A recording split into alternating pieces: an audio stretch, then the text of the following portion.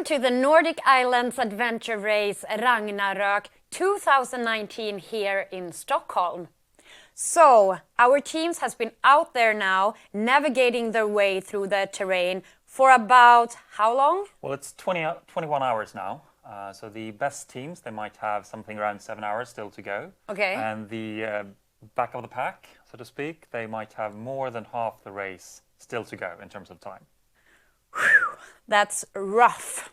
But hey, anything can happen. And I think we should take a little look at how this day has been looking like.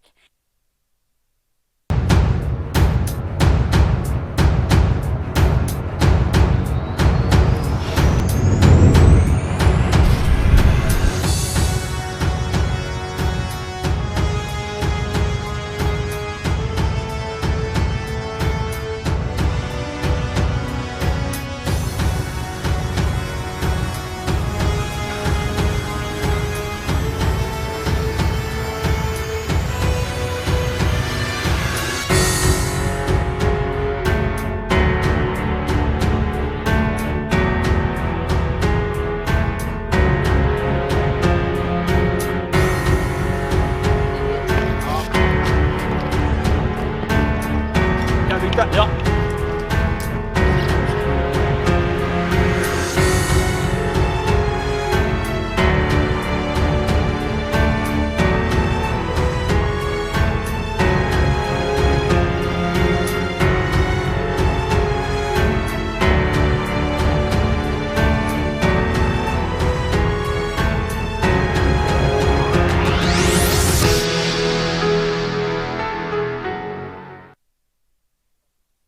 So that looked like a hectic day. And as we have told you before, this race is long. It's 284 kilometers in total. So most of the teams still has a long way to go before they will reach the finish line. And as you know, the race started with going into the night, the first night. So now they've been out for a night, a whole day, and now they're moving into the second night. Yes, so it's a couple of more hours of daylight, which is a crucial time in any adventure race, because you want to try to go as far as possible in daylight and then take all the rest and everything in darkness, because everything is much more difficult. And we expect to see a lot of changes, a lot of excitement during the night, because this is the second night, and you will see, especially for the less experienced teams, we will have quite a lot of problems with the sleep deprivation.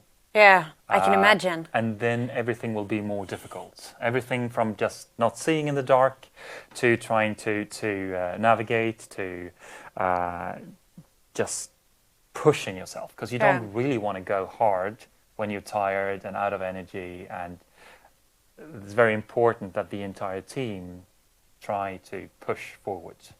Exactly. So it's all about teamwork. The mid-packs are on their mountain bikes and the top teams are in the water in the kayaks and just going at it. So I think we should take a look of how it looked at the transition from the bike into the water in the kayak. Hello and welcome to the transition number 2. That's the transition between mountain bike and kayak, and we're perfect on time because the first team, Swedish Armed Forces, are just coming out now. Here they come.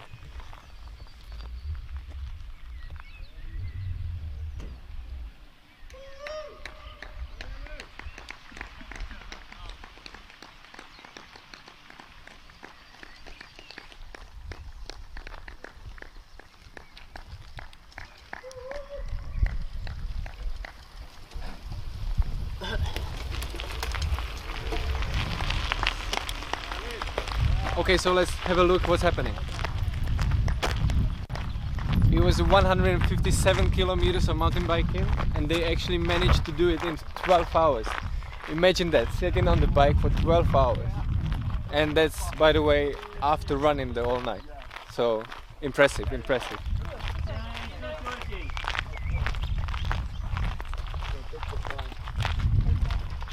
So let's just have a look, first have a look here.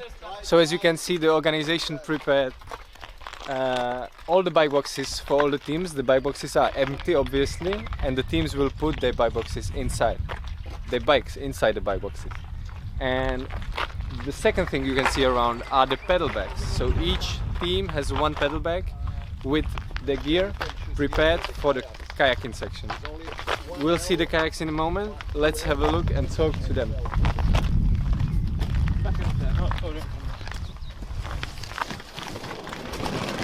John, can you tell us something? How was it? It was much harder than expected. It was more carrying bike than biking actually. Carrying bike, you mean uphill? No, there was lots of logs across the trails and lots of big rocks, so it was impossible to bike for a long path during this section. Okay, amazing. I will let you to work. Yeah, no worries. Go for it, go for it. Kom ihåg att ta med hjälm och sådär nu då, det måste du ha.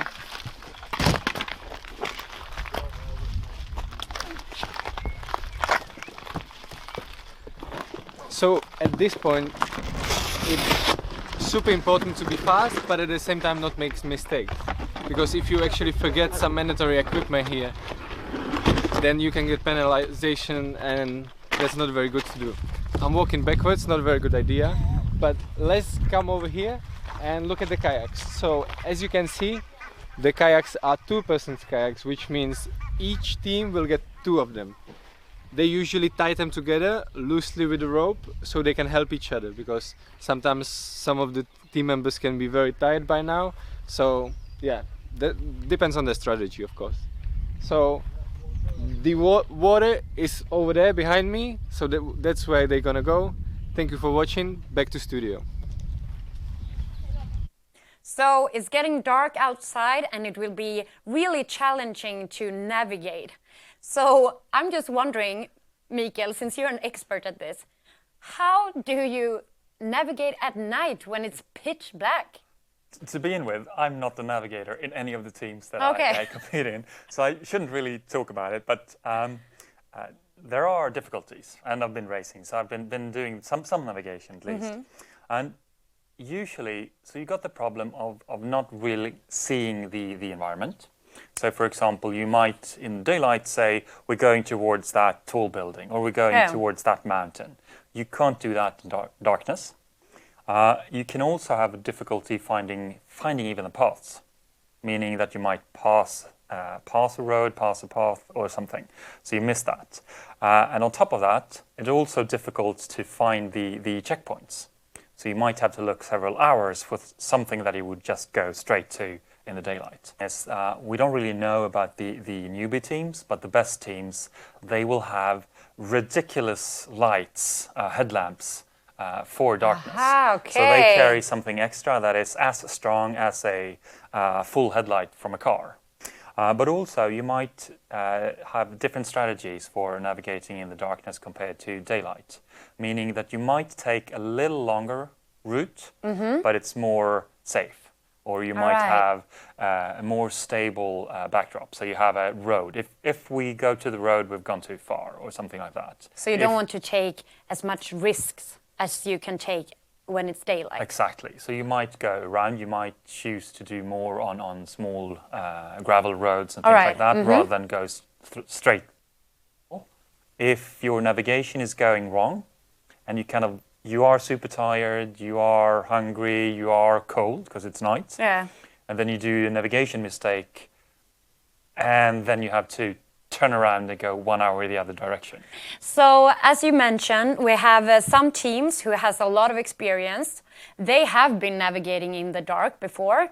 And one of these teams is the Estonian Ace, where Silver Esnar is a team member.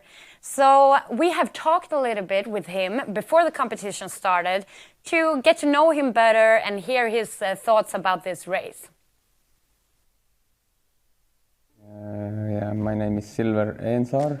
I'm from Estonia, just over the sea here, live in Tallinn. I'm 40 years old already, and I'm working as a lawyer in an office day by day. Started this January after a longer period where I was more outdoorsy. So yeah, our whole team's background is in orienteering. That is very popular sport in Sweden also, and we 3 of us have been in Estonian national team before and are Estonian champions in orienteering. So yeah, that's our background, and sometime maybe 10 years ago we did our first bigger adventure races and have been building up. So this is a sport of experience, and it took us maybe 5 years to get to the level that we could be competitive in international races.